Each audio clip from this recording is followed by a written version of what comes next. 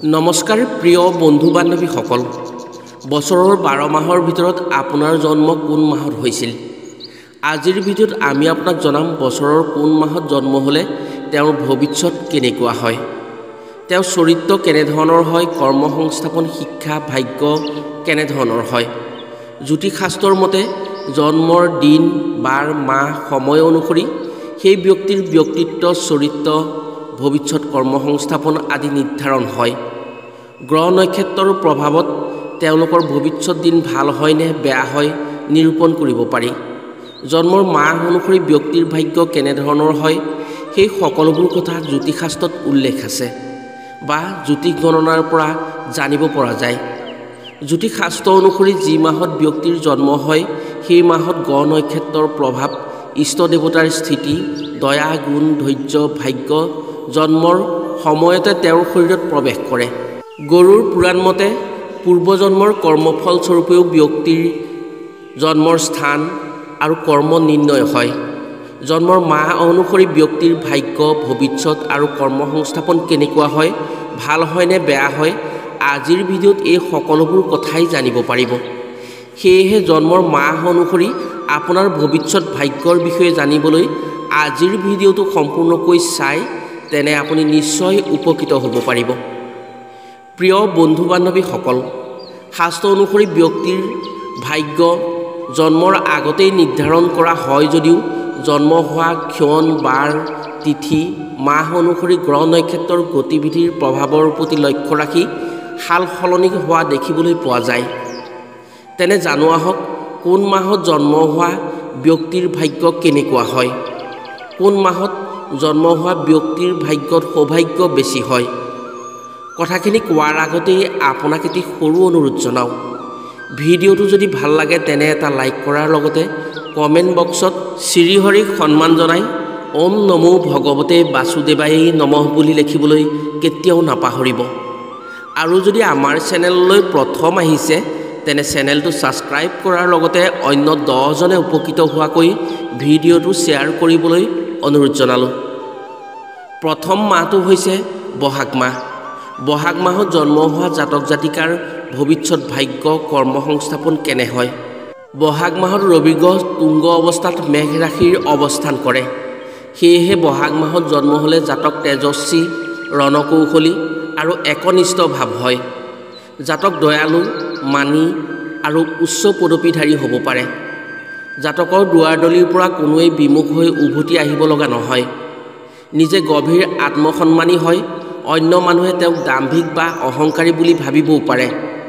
পৰিয়াল তথা বন্ধু বান্ধৱৰ কাৰণে হেলা ৰঙে অৰ্থ ব্যয় কৰিবলৈ কোনো কৰ্ণপাত নকৰে জাতকৰ কিছু ক্ষেত্ৰত অস্থিৰ আৰু অসহিষ্ণু হ'ব পাৰে শত্ৰু ৰুধিবলৈ তেওঁলোকে সন্মুখ সমৰতেই সাজু হৈ থাকে তেওঁলোকে তেৰা বেকা ৰাস্তা চিনি নাপায় জাতক অতি পৰিশ্ৰমী হয় আৰু কৰ্ম উদ্যমী হয় অইনে কৰা সমালোচনা জাতকৰ পক্ষে একেবাৰে অসহনীয় তেওঁলোকে নিজেও আনৰ সমালোচনা নকৰে আৰু তেওঁলোকৰ সমালোচনাও কোনোবাই কৰিলে তেওঁলোকে ভাল নাপায় জাতক সুন্দৰ শৰীৰ আকৰ্ষণীয় ভাৱ থাকে নিজকে সদায় মৰবৰ ভাৱ এটা দেখুৱাব বিচাৰে স্বাধীনভাৱে কাম কৰাৰ প্ৰতি জাতক জাতিকা বেছি আগ্ৰহী হয় আৰ্জিত বিদ্যাৰ জৰিয়তে জাতকৰ জীৱনত সুপ্ৰতিষ্ঠিত হোৱাৰ সম্ভাৱনা হয় প্ৰথমে কিছু বাধা আহিলেও মাজভাগৰ পৰা সুফল পাই বহাগ মাহত জন্ম হোৱা জাতক জাতিকাই জাতক কাৰিকৰী ডাক্তৰী আৰু সামাজিক বিদ্যাত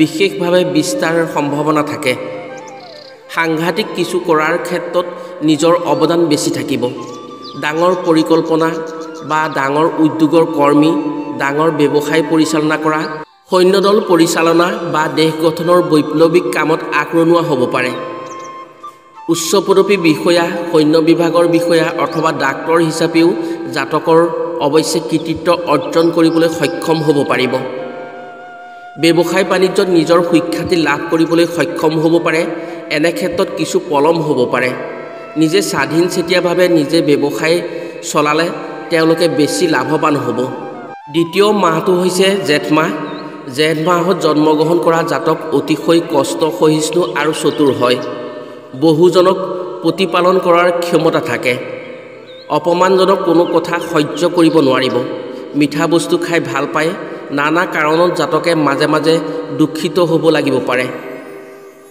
জাতক দানবীৰ কেতিয়াও নহয়, মধ্যম আকৃতিৰ সুচী দেহৰ গৰাকী হয়। জাতক তথা উদাৰ উন্নয়ন মনৰ অধিকাৰী হ'ব পাৰে। খন্তেকৰ তৃপ্তিৰ বাবে তেওঁলোকে কেতিয়াও কাম্য নকৰে, কিন্তু হঠাৎ খং দমন কৰিব নোৱাৰিলে নিজে নিজে বিপদত পৰিব পাৰে। কথা তেওঁলোকৰ বৰ সুন্দৰ, তেওঁলোক বিশ্বাসী হয়। জাতক বিভিন্ন শাস্ত্ৰ বিভিন্ন বিষয়ত পাৰদৰ্শিতা অৰ্জন কৰিব পাৰিব। বিদ্যালয় বা কলেজৰ জীৱনত বিদ্যা লাভৰ ক্ষেত্ৰত কিছু বাধা বিঘিনি থাকিলেও তেওঁ উচ্চ শিক্ষা লাভ কৰাৰ সম্ভৱ হৈ উঠিব। বিদেশৰ পৰা নতুন ডিগ্ৰী শিক্ষাৰ বিষয়ত সন্মান লাভ কৰাৰো যোগ থাকে জেঠ মাহত জন্ম হোৱা জাতক জাতিকাৰ।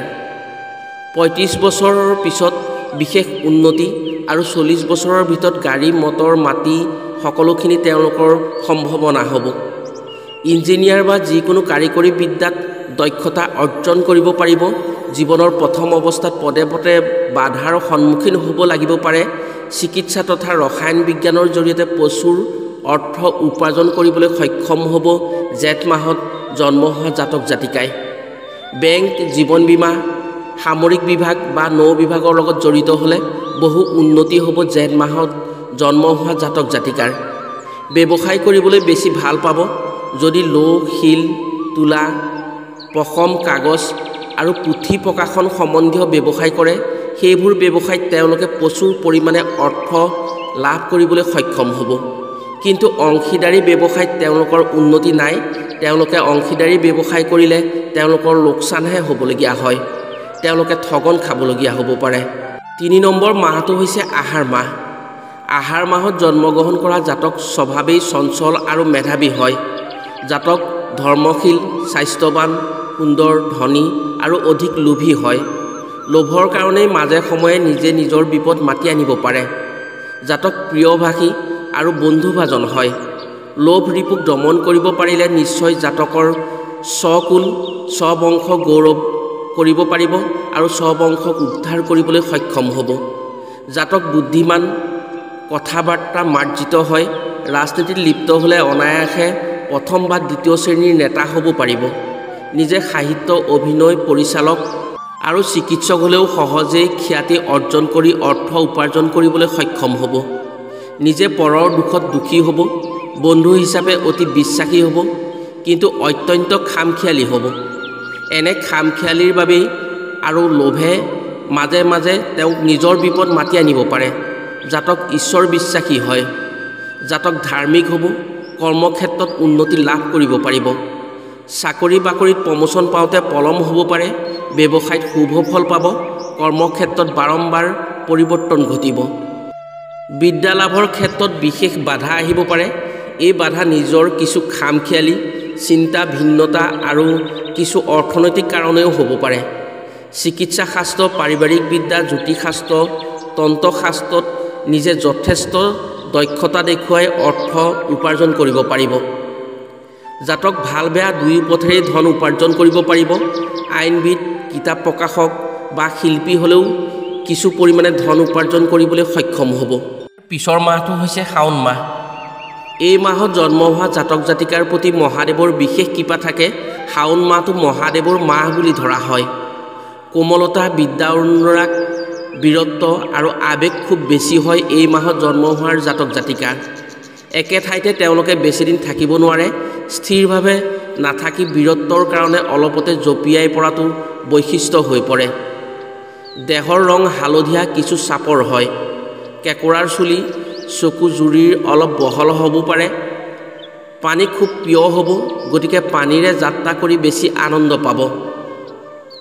বিদ্যাত বিশেষ শুভ নহয়। চিকিৎসা বিজ্ঞান, ইঞ্জিনিয়াৰিং, সংগীত আদিৰ বিষয়ত কম বেছি চৰ্চা আৰু দক্ষতা অৰ্জন কৰিবলৈ সক্ষম হ'ব।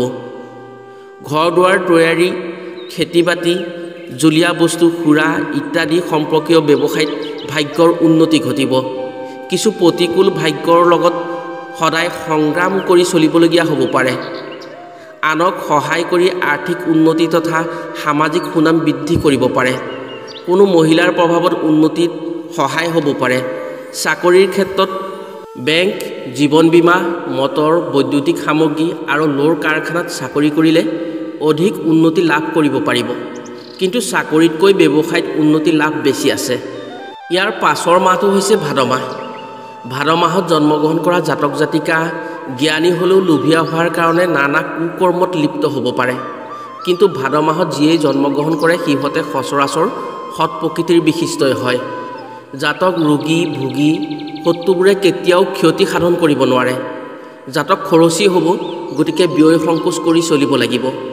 নিজে পুত্ৰবান ৰূপবান যান বাহনৰ মালিক হ'ব পাৰিব। জাতক চুটি চাপৰ উজ্জ্বল শ্যামবৰ্ণ কেঁকোৰা চুলি মুখমণ্ডল গোল আদি দেহৰ বিশিষ্ট হ'ব। যিমান কঠোৰ সিমান কোমলো হ'ব। নিজে আনৰ পৰা আদৰ যত্ন যিমান লাভ কৰিব তেনেধৰণৰ অসহনীয় আঘাতো পাব পাৰে। সন্মানৰ সমানে সমানে অপমানো পাব লাগিব। জাতক উচ্চ অভিলাষী হ'ব। সংগীত অভিনয় আৰু সাহিত্যত নিজে অক্ষয় কীৰ্তি লাভ কৰিব পাৰিব।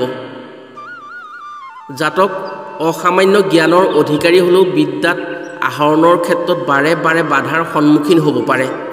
নিজৰ খামখেয়ালি এৰাই চলিব নোৱাৰিলে উচ্চ শিক্ষা লাভ কৰাটো সম্ভৱ হৈ নুঠিব। কিন্তু ধৈৰ্য আৰু তথা অধ্যৱসায়ৰ দ্বাৰা নিজে অনায়াসে বিশিষ্ট শিক্ষাবিদ হিচাপে সুখ্যাতি অৰ্জন কৰিব পাৰিব জীৱনত। স্বাধীন কৰ্ম আৰু অতিৰিক্ত পৰিশ্ৰমৰ দ্বাৰা উন্নতি লাভ কৰাৰ সম্ভৱ হ'ব এই মাহত জন্ম হোৱা জাতক জাতিকাৰ। নিজৰ মাজত বিভিন্ন প্ৰতিভাৰ বিকাশ ঘটিব পাৰে। সাহিত্য জ্যোতিষশাস্ত্ৰ দৰ্শন গণিতৰ লগতে অভিনয়ৰ দক্ষতা অৰ্জন কৰিব পাৰিব এই মাহত জন্ম হোৱা জাতক জাতিকাই। জীৱনৰ প্ৰথম অৱস্থাত ভাল চাকৰিৰ সুযোগ হেৰুৱাব পাৰে। শিক্ষকতা ধৰ্মযাজক হিচাপে খ্যাতি অৰ্জনৰ সম্ভৱ আছে। বেংক জীৱন বীমা ৰেলৱে জাহাজ আদি বিভাগত চাকৰি কৰিলে অতি উন্নতি কৰিব পাৰিব। জীৱনৰ মাজভাগত তেওঁ কিছু উন্নতি বেছি হ'ব। ব্যৱসায়ত প্ৰথম অৱস্থাত ক্ষতিৰ সন্মুখীন হ'লেও ধৈৰ্যশীল হ'ব লাগিব। পিছলৈ উন্নতি লাভ কৰিব পাৰিব। অংশীদাৰী ব্যৱসায় কেতিয়াও নিৰ্ভৰযোগ্য হ'ব নোৱাৰে এই মাহত জন্ম হোৱা জাতক জাতিকাৰ বাবে। বিদেশী প্ৰতিষ্ঠানৰ লগত জড়িত থাকিলে প্ৰচুৰ পৰিমাণে অৰ্থ উপাৰ্জন কৰিব পাৰিব। ইয়াৰ পিছৰ মাহটো হৈছে আহিন মাহ।